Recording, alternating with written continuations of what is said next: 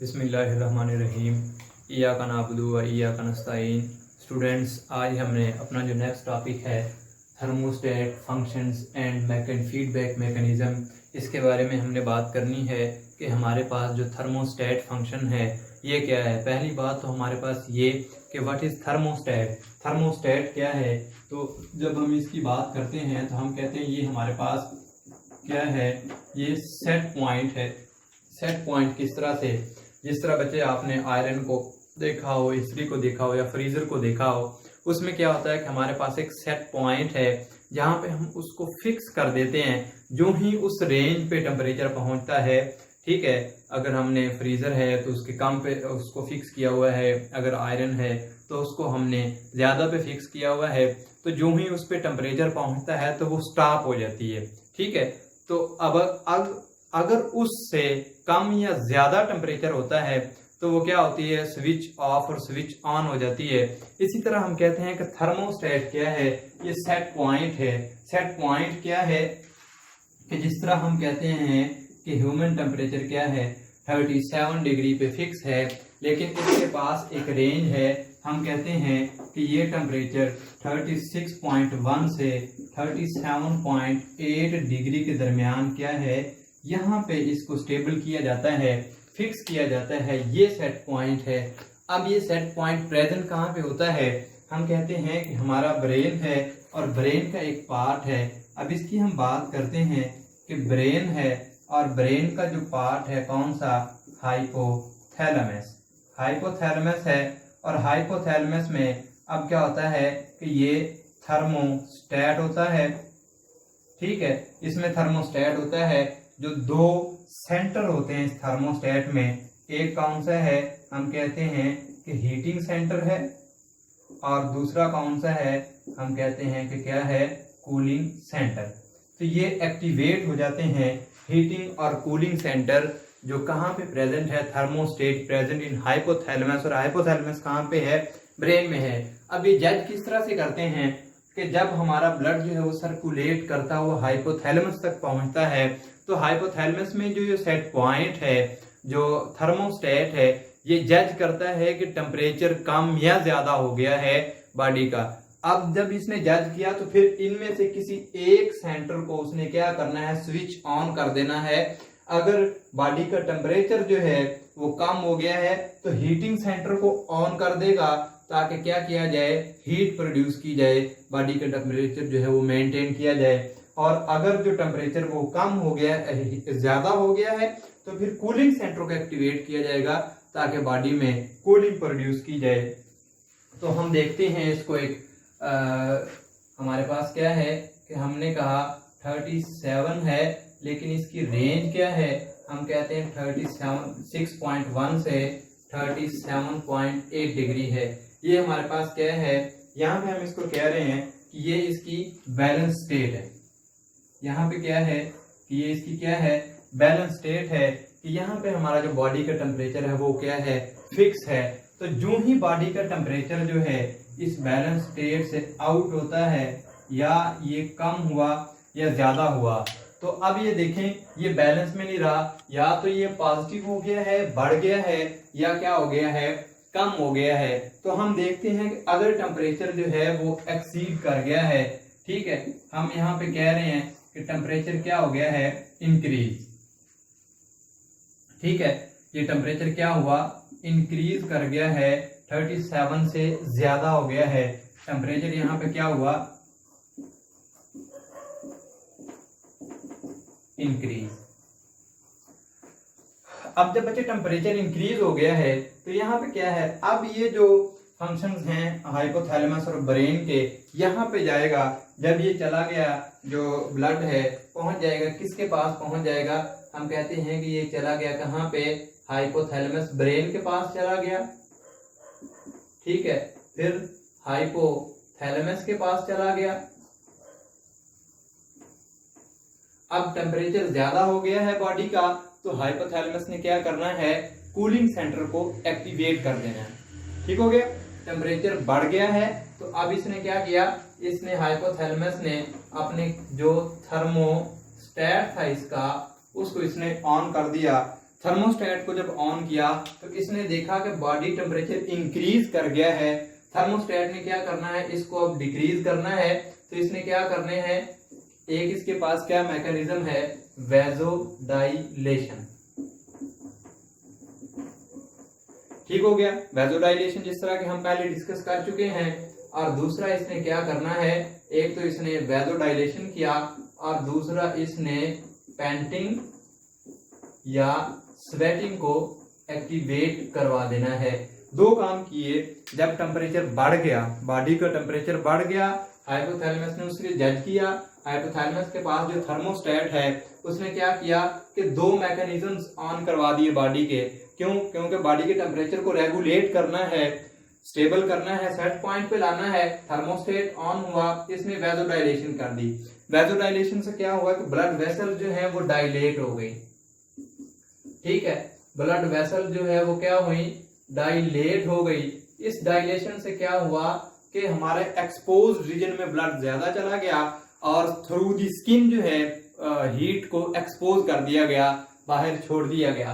दूसरा मैकेनिज्म था painting and sweating. अब ये दोनों mechanism vasodilation and painting and sweating दोनों ऑन हुए। दोनों ऑन क्यों हुए? क्योंकि यहाँ पे टेम्परेचर इंक्रीज हो गया था। तो यहाँ पे अब इसमें स्ट्रेटेजीज कौन सी ऑन करनी थी, कूलिंग सेंटर वाली। यहाँ पे अब ऑन क्या होगा, कूलिंग सेंटर। हम यहाँ पे कहते हैं कि थर्मोस्टेट किसको क्या करेगा, करेगा क्या कि कूलिंग इसने क्रिएट करनी है। जब कूलिंग क्रिएट करेगा तो फिर ये मैकेनिज्म जो है वो अपनाएगा। अब जो है इससे हीट जो है वो कम हो रही है, पेंटिंग से, स्वेटिंग से, वैसोडाइलेशन से। तो क्या होगा कि इसने अब देखें, ये फिर क्या हुआ, टेम्परेचर जो है वो इससे कम हो गया। जब टेम्परेचर कम हो गया तो यहाँ पे फिर हम कहते हैं कि फिर यहाँ पे एक थर्मोस्टेट है। दोबारा फिर ये गया हाइपोथैलेमस के पास, जब सर्कुलेट करता हुआ, और हाइपोथैलेमस ने जब देखा कि टेम्परेचर जो है वो 37 डिग्री पे जो है वो आ गया है, मेंटेन हो गया है, तो फिर इसको इसने स्टॉप करवा देना है।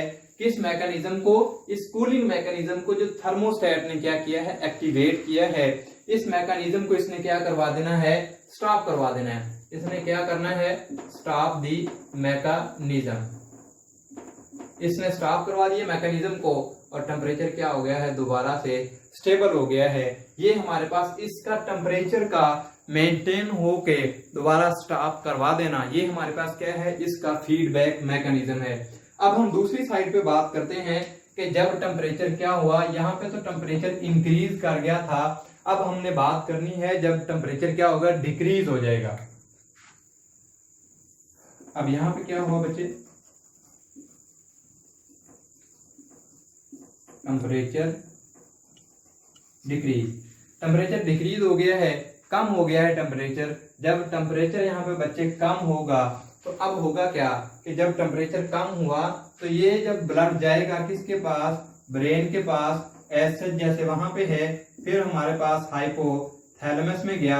अब हाइपोथैलेमस ने यहाँ पे जज किया कि जो टेम्परेचर है वो क्या हो गया है, कम हो गया है। जब टेम्परेचर कम हो गया तो इसने अब क्या करना है कि क्या मैकेनिज्म इसने करना है कि टेम्परेचर जो है वो डिक्रीज हो गया है, तो यहाँ पे हीटिंग जो है वो प्रोड्यूस की जाए। जिस तरह यहाँ पे कूलिंग प्रोड्यूस की गई है, यहाँ पे अब हीट प्रोड्यूस की जाए। तो हम कहते हैं कि यहाँ पे क्या होगा, हीटिंग सेंटर जो है उसको एक्टिवेट करवा दिया जाएगा।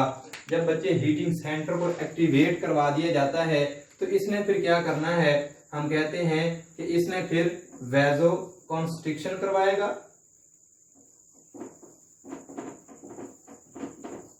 एक इसने क्या करवा दिया, वैसो कंस्ट्रिक्शन करवा दिया, और बाकी जो थर्मोजेनेसिस है वो स्टार्ट करवा दी, थर्मोजेनेसिस।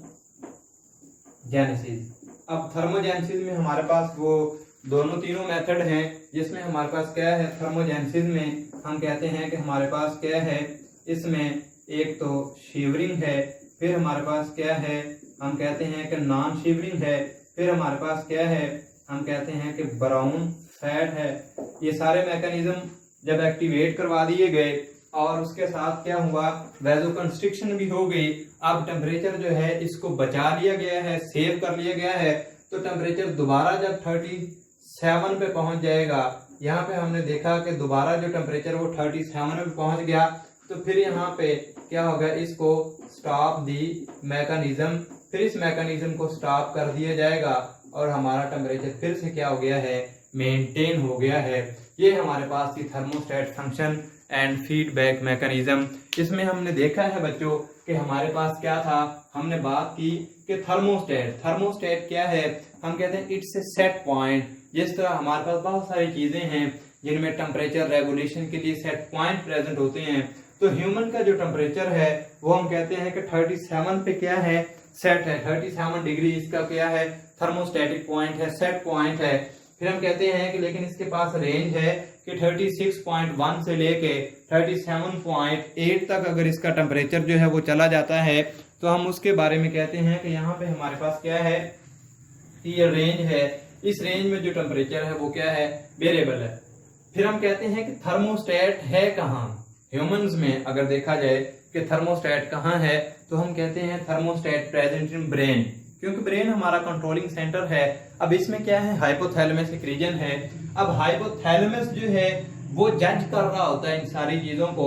यहाँ पे फिर क्या है, थर्मोस्टेट है हाइपोथैलेमस के अंदर। फिर वो जो मैकेनिज्म है, थर्मोस्टेटिक जो मशीनरी है वो कहाँ पे है, हम कहते हैं कि हाइपोथैलेमस के अंदर है थर्मोस्टेट। अब ये थर्मोस्टेट क्या है, ये कंट्रोलिंग सेंटर है। अब जब थर्मोस्टेट डिस्टर्ब होगा, कैसे डिस्टर्ब होगा, कि जब ब्लड बॉडी का जो टेम्परेचर हो वो कम होगा या ज्यादा होगा, दो ही पॉसिबिलिटीज हैं। तो जब कम या ज्यादा होगा तो ये सर्कुलेट करता हुआ जब हाइपोथैलेमस के पास पहुंचता है, तो हाइपोथैलेमस फिर इसको जज करता है कि देयर इज प्रॉब्लम, यहाँ पे कोई ना कोई मसला है जिसकी वजह से क्या हुआ है कि यहाँ पे टेम्परेचर जो है वो कम या ज्यादा हो गया है। तो लिहाजा क्या किया जाए, इस टेम्परेचर को मेंटेन किया जाए। क्योंकि जो एंडोथर्मिक हैं, ठीक है, या जो होम्योथर्मिक हैं, हम इनके बारे में मोस्टली कहते हैं कि होम्योथर्मिक अपना टेम्परेचर जो है वो मेंटेन रखते हैं, जिस तरह के ह्यूमंस हैं या मोस्टली मैमल्स हैं। तो अब इसने टेम्परेचर को मेंटेन करना है उस सेट पॉइंट पे जो कौन सा है, 37 डिग्री सेट पॉइंट है। अब जब इसने यहाँ पे मेंटेन करना है तो इसके पास फिर दो मैकेनिज्म हैं। एक हीटिंग सेंटर है जो क्या करेगा, अब हीटिंग सेंटर का दो हैं इसके पास, हीटिंग सेंटर और कूलिंग सेंटर। हीटिंग सेंटर क्या होगा, प्रोड्यूस करेगा, हीट प्रोड्यूस करेगा। हीटिंग सेंटर ने क्या करना है, हीट प्रोड्यूस, और ये जो कूलिंग सेंटर है ये क्या करेगा, कूलिंग इफेक्ट क्रिएट करेगा। ये क्या करेगा बच्चे, हम इसके बारे में कहते हैं कि ये कूलिंग इफेक्ट क्रिएट करेगा। ये दोनों सेंटर यहाँ पे प्रेजेंट हैं उसमें हाइपोथैलेमस में, इनमें से कोई एक ऑन हो जाएगा according to the temperature strategies, के टेम्परेचर कम है या ज्यादा है। फिर हम यहाँ पे हमने इसको देखा कि किस तरह से होगा कि हमारा जो हम कहते हैं कि ये स्टेबल पॉइंट है 37 डिग्री, यहाँ पे जो बॉडी का टेम्परेचर वो बिल्कुल स्टेबल है। ये इम्बैलेंस हुआ, इम्बैलेंस कैसे हुआ, या तो कम हो गया या ज्यादा हो गया। तो हमने कहा कि टेम्परेचर जो है वो इंक्रीज कर गया।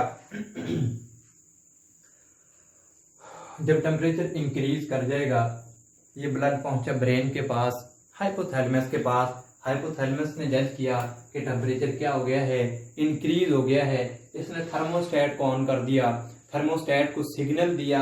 थर्मोस्टेट ने क्या किया कि कूलिंग इफेक्ट क्रिएट करना शुरू कर दिया कि बॉडी का टेम्परेचर जो है वो 37 से ज्यादा हो गया है, लिहाजा अब क्या किया जाए, कूलिंग इफेक्ट क्रिएट किया जाए।